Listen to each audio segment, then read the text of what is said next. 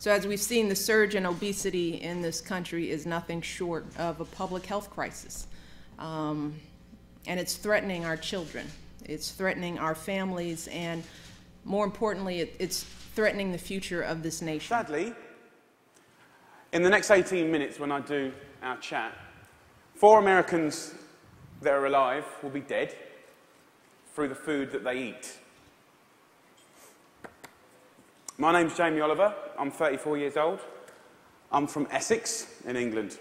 And for the last 7 years, I've worked fairly tirelessly to save lives in my own way. I'm not a doctor. I'm a chef. I don't have expensive equipment or medicine.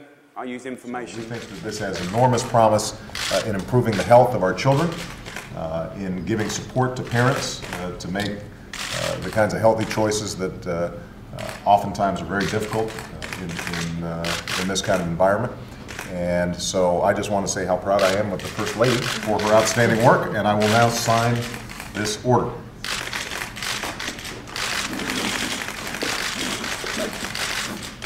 There you go. Good job. It's done, honey. Thank you. Now they get to work. Was diabetic at the age of 58. She had both legs amputated, so she didn't have the great medicines and the opportunities that I have. So she died in her early 60s. The statistics of bad health are clear, very clear. We spend our lives being paranoid about death, murder, homicide, you name it. It's on the front page of every paper, CNN. Look at homicide at the bottom, for God's sake. Right?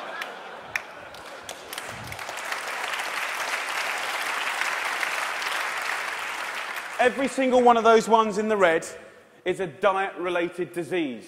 Any doctor, any specialist will tell you that. Fact. Diet-related disease is the biggest killer in the United States right now, here today.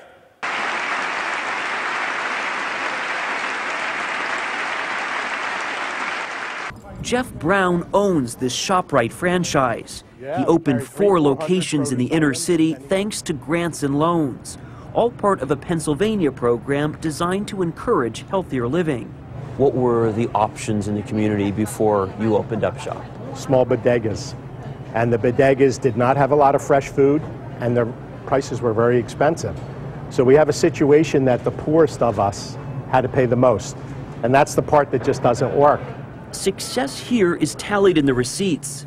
This store sells the same amount of fresh foods as its more affluent suburban counterpart. According to the American Diabetes Association, 23.6 million children and adults, that's 8% of our entire population, have diabetes. So our next guest is pertinent because she found out that she too suffers from the disease when she passed out on a stage in the early 1990s. Since then, she has become an ambassador for diabetes as well as a best-selling cookbook writer with recipes suitable for anyone living with diabetes.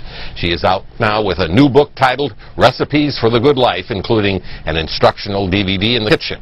So we welcome you, Miss Patti, to tell us about your life and your struggle with this disease. Nice to meet you and have you on the program. And in the past 3 decades, childhood obesity rates in America have tripled.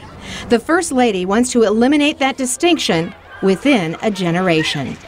And none of us wants this future for our kids, and none of us wants this future for our country. Mrs. Obama is promoting more physical fitness and healthier food in school cafeterias. She says 30 million American children get the majority of their calories from foods they eat at school. The administration is proposing an additional 10. Being 4 years diabetic and I was still eating fried chicken, now that's not good. And I think my sugar had gone up to 500 or 600, and I was singing Somewhere Over the Rainbow, and I just flipped out and fell down, and they rushed me to the hospital. Thank God it was at the end of the show, so the people did get their money's worth. We need to make healthy food options more affordable and accessible, and that's going to be probably one of the toughest things that we need to do. My wish is for you to help a strong, sustainable movement to educate every child about food, to inspire families to cook again, and to empower people everywhere to fight obesity.